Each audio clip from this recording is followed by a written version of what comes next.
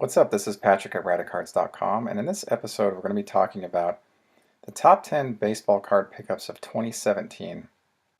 Now, for those of you that know that I'm a Frank Thomas player collector, but the cards we're going to be talking about in this episode are all non-Frank Thomas cards. None of them are Frank Thomas cards. So let's jump right into it here. This is Ken Griffey Jr. 1991 Stadium Club Porcelain. Now, apparently they made 750 copies of this card. I've never seen another one outside of the one that you're seeing here. Minimal competition online for this one, so I went ahead and grabbed it. I used to PC Griffey in the 90s, don't anymore, but I do research his cards from time to time. So, very rare card. Same gentleman that sold this to me sold me the 1992 Stadium Club Frank Thomas porcelain card that I showcased in another video. So, anyway, this is a really important card, I think, because of its rarity. I just don't ever see the porcelain versions of 1991 Stadium Club. This being Griffey, I figured for the price, I think it was like $7 at the end of when all was said and done. I couldn't beat the price, so I had to get it into the archive. So there it is. This is the 1991 Stadium Club porcelain Ken Griffey Jr.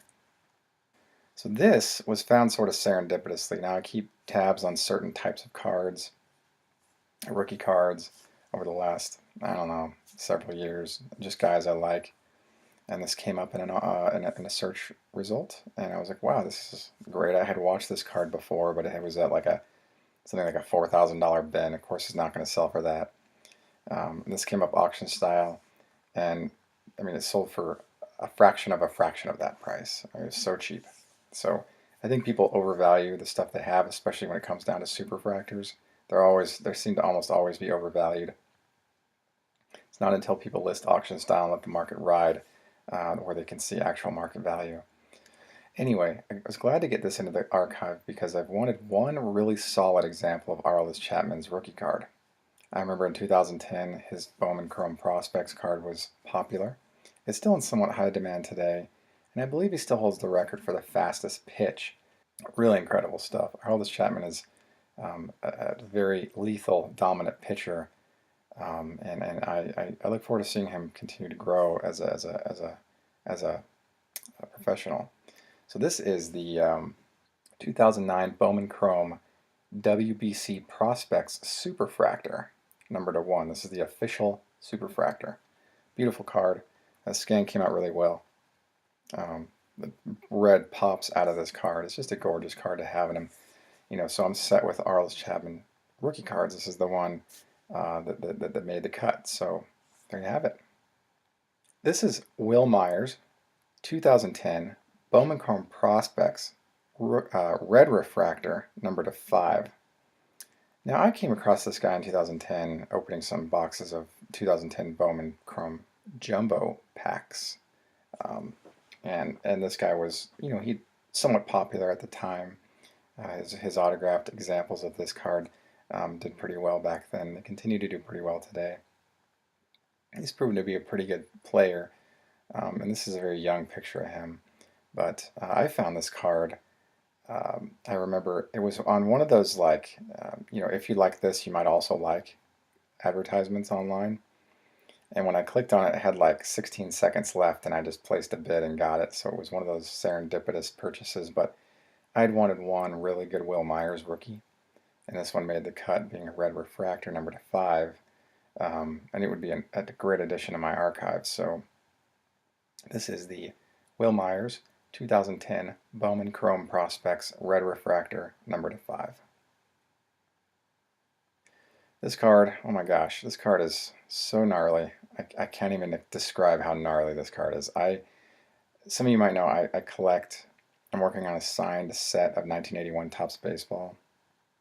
I started working on it, I would say in 2013. I had a lunch with a friend of mine when I was living in West Los Angeles, and he collects through the mail autographs.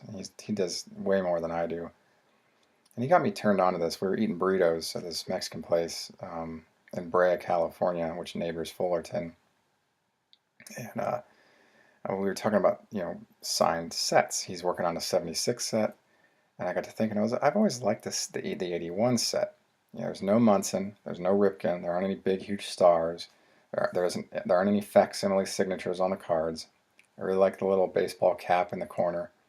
And I believe, if I can recall correctly, it's the first time the word Topps is mentioned on the fronts of these Topps cards, the 81 Topps set, down there in the lower right-hand corner with the baseball. Anyway, once I got to researching who were the hardest autographs in the set, Win Rimmerswald topped the list. I mean, he was the hardest. I wrote a blog post about this gentleman a little while back. You might research him on Radicards.com. You can read about him. He's from the Netherlands. He played something like 20 some games, and that was a career. That was the end of it. He was very short-lived in professional baseball. He lapsed into a coma from double pneumonia with pleurisy, I think it was, in 1997, and he's been in a nursing home in the Netherlands ever since. He's cognizant, but he doesn't sign autographs anymore. And so finding this card autographed is extremely hard to do. And when they surface, they can fetch hundreds.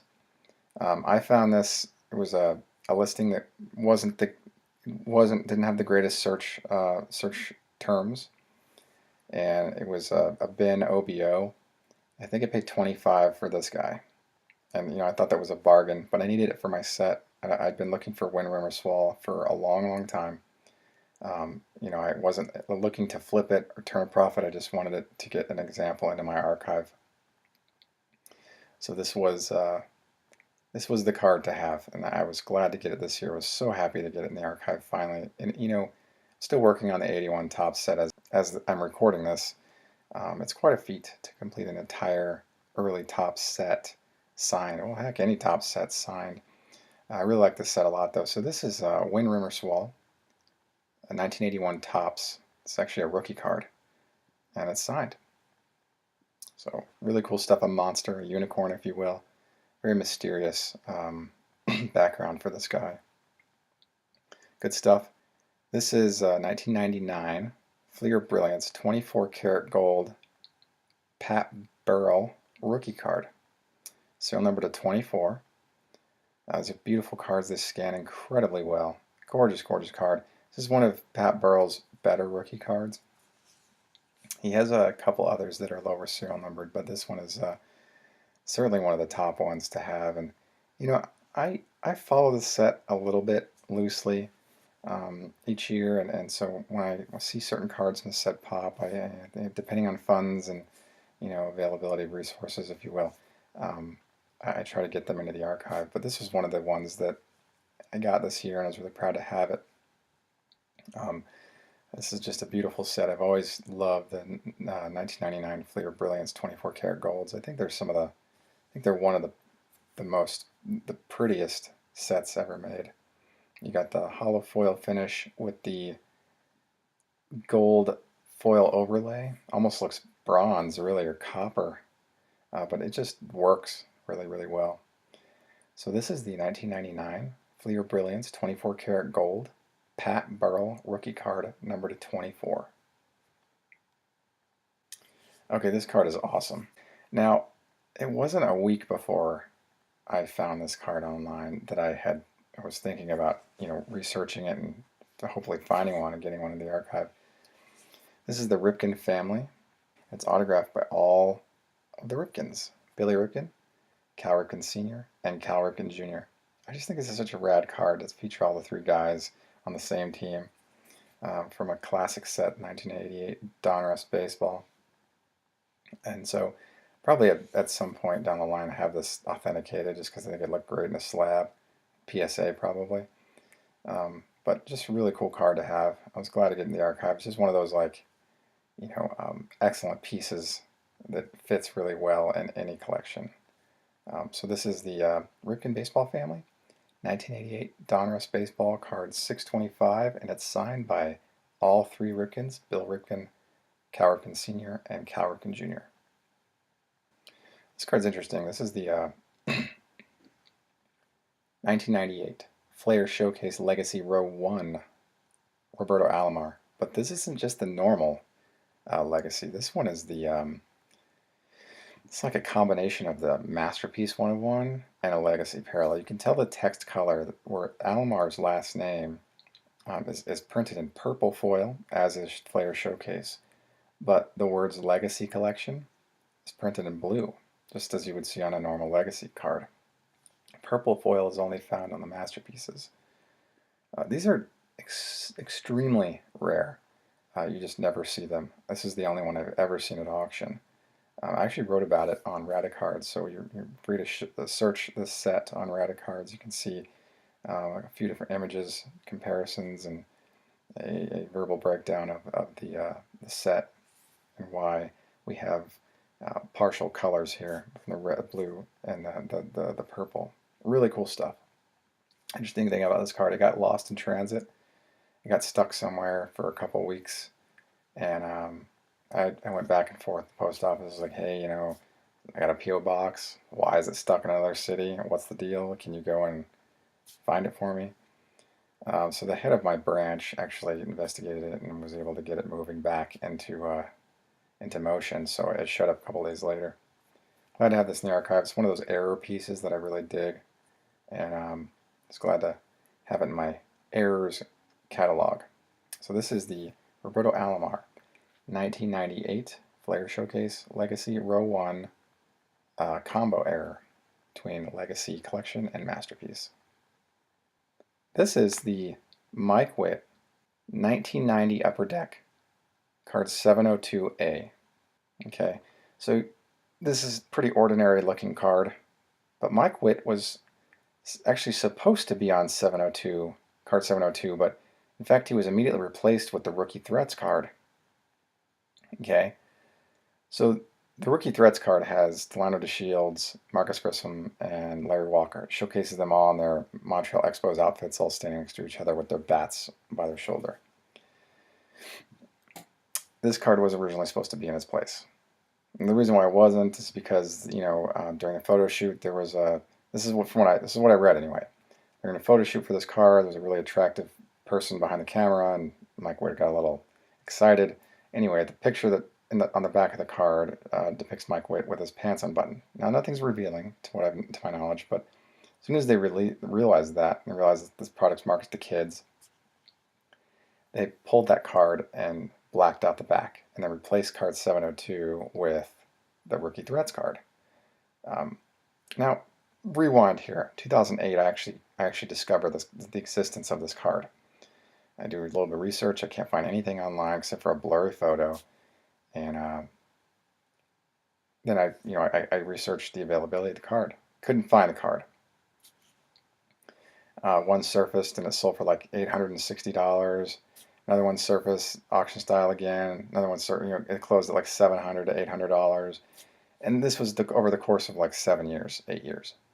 And I was like, geez, this is gonna take me forever to get this card in the archive, you know. And I talked to some people. I was like, hey, do you have the 1990 Upper Deck Mike Witt card 702?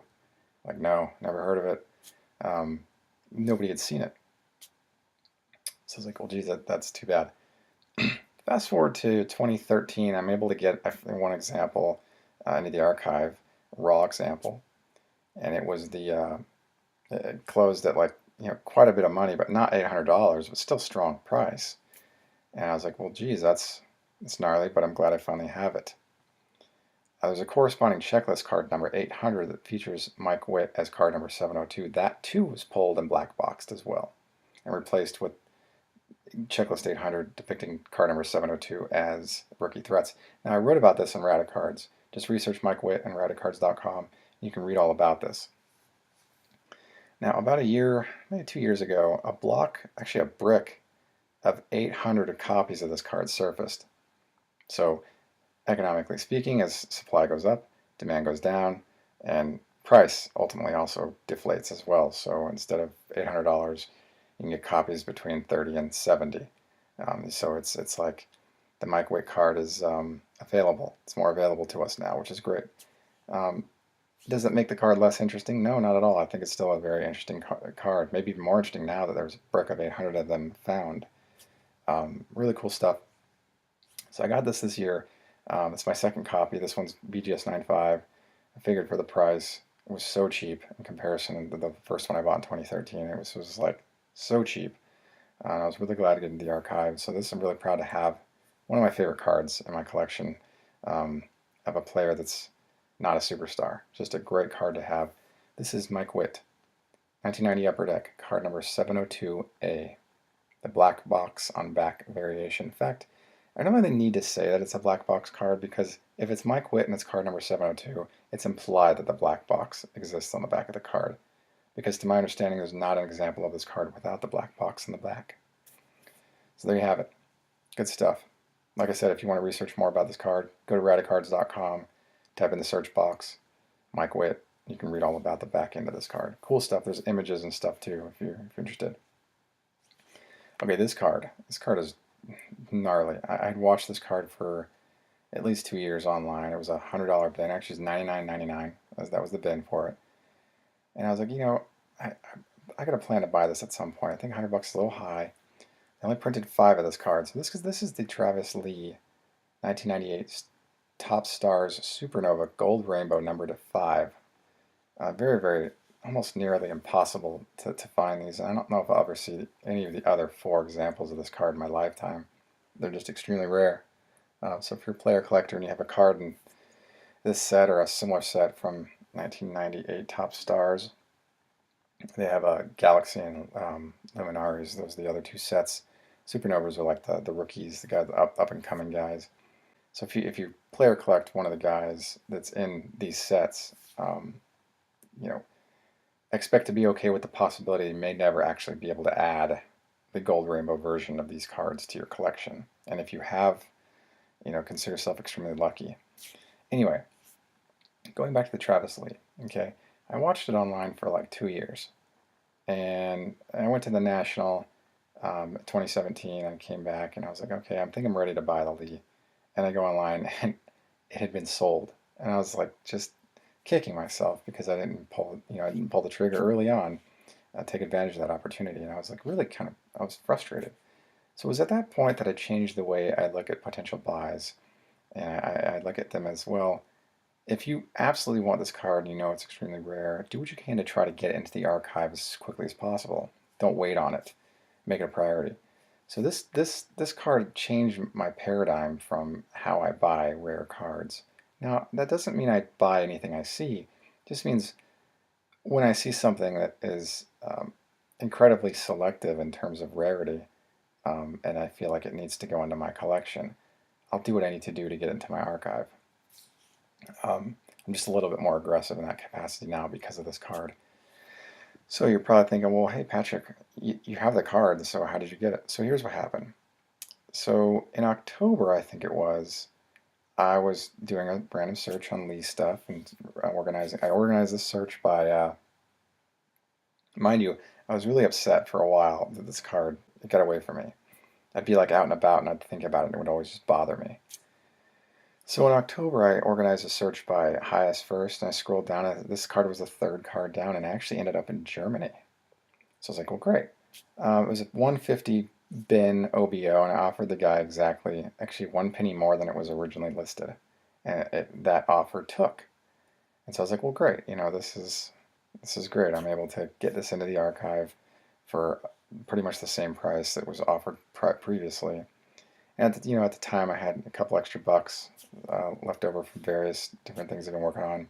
So I got it in hand, and I was like, man, this is great. So I wrote a blog post on it. You're free to search it on Radicards.com and read about it. But this is one of those cards that it kind of acts as a behavioral change in the way I buy cards now. So I'm really proud to have this in the archive. This is an important piece to my collection. This is the Travis Lee 1998 Top Stars Supernova Gold Rainbow numbered to 5. Extremely rare. Beautiful, beautiful card. They scan really well. So this next card, this is the big reveal. This is the gnarliest card I bought in 2017. And in fact, at the time of this recording, the gnarliest card I've ever bought, ever, in all of collecting. And I'm almost 30 years into this. Okay? So here it goes. Ready? This is the Legend card. This card is quite possibly one of the most iconic rookie cards in all of baseball cards.